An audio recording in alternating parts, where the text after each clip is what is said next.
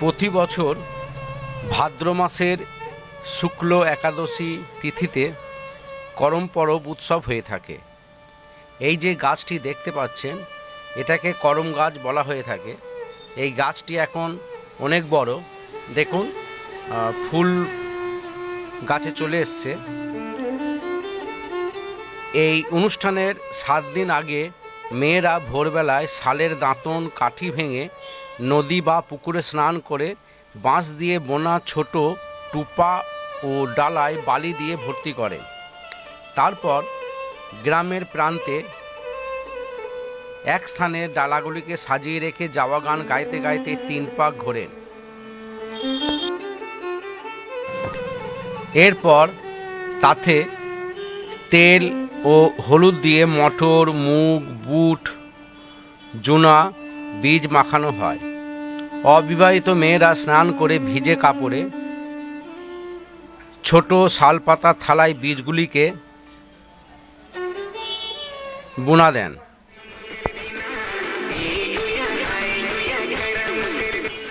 ও তাতে সিঁদুর ও কাজলের 3টি দাগ টানা হয়, যাকে বাগাল যাওয়া বলে। এরপর ডালাতে ও টুপাতে বীজ বোনা হয়। এরপর প্রত্যেকের যাওয়া চিহ্নিত করার জন্য কাশ কাটি পুঁতে দেওয়া হয়। একে যাওয়া পাতা বলা হয়। যে সমস্ত মেয়েরা এই কাজ করেন তাদের যাওয়ার মা বলা হয়।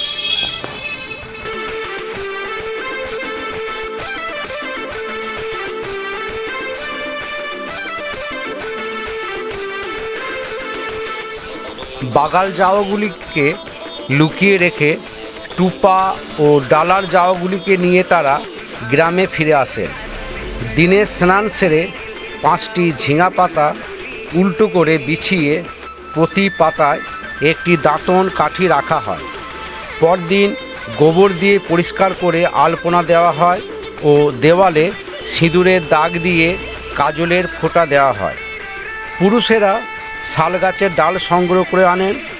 গ্রামের বয়স্কদের একটি নির্দিষ্ট করা স্থানে 2টি করম ডাল এনে পুঁতে রাখা হয়, যা সন্ধ্যার পরে করম ঠাকুর হিসেবে পূজিত হন।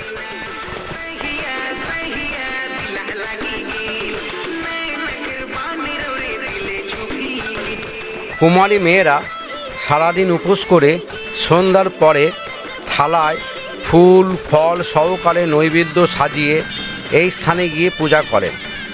এরপর সারা রাত ধরে নাচ গান চলে। পরদিন সকালে মেয়েরা যাওয়া থেকে অঙ্কুরিত বীজগুলিকে উবড়ে নিজেদের মধ্যে ভাগাভাগি করে নিয়ে বাড়িতে বিভিন্ন স্থানে ছড়িয়ে দেন।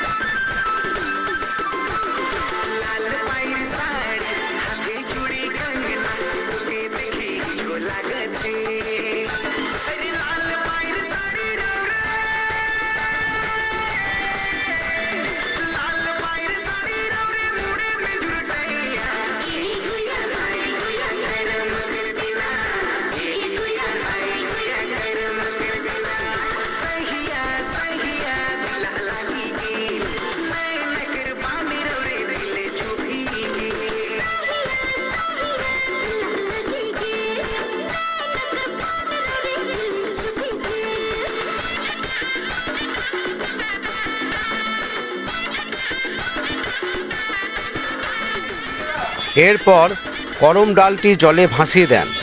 পূজার পর মেয়েরা পরস্পরকে রাখি পরিয়ে দেন।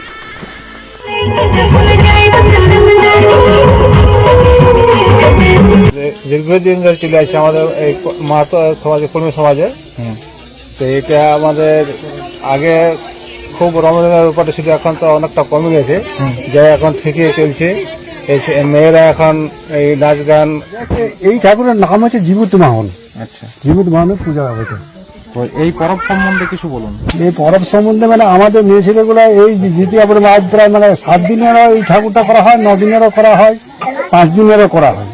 তো যেমন ভাবে আমাদের তোলা হয়, মানে এটা যার থেকে তুলে নিয়ে আসে, মানে ওই নদীর থেকে বাঁধের পুকুরের থেকে আনার পরে এটা ওই চারা গাছগুলো তৈরি হয়, সেটাকে জাগানো হয় সন্ধ্যা রাত্রে।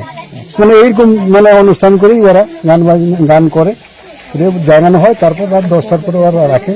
এবং আজকের যে দিন, আজকে যে উপাস পার্শ্ব একাদশী, এই দিনটাই এটা উদযাপন হয়। তো পার্শ্ব একাদশীর উপলক্ষে এইটা মানে সারা রাত ব্যাপী এটা নাচ গান করা হয়।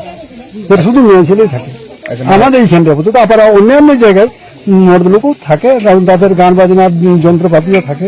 আমাদের এখানে মানে মোটামুটি এখন এই যে এরা এখন এই মাইক বক্স নিয়ে ওরা করে আর কি গল্প।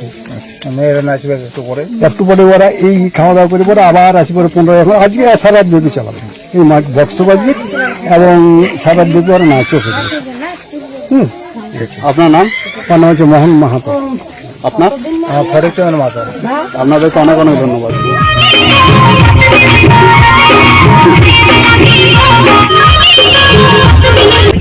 না, তোমরা যে নাচ করছো, তোমরা আজকে করমটা পূজা করছো, উপবাস দিয়ে আছো সারা রাত? কতক্ষণ ধরে উপবাস দিয়ে? এই পূজার সম্বন্ধে বলতে চাইছি যে সকাল থেকে উপবাস দেওয়ার পরও নাচ করছো? বাহ, সত্যি ভালো। প্র্যাকটিস কতদিন ধরে করছেন? প্র্যাকটিস মোটামুটি 7 দিন থেকে হয়, 7 দিন আগের থেকে হয়। 7 দিন আগে থেকে? এখন কতক্ষণ চলবে পুরো রাত। পুরো রাত? ও, তাহলে অবস্থা খারাপ হয়ে যাচ্ছে।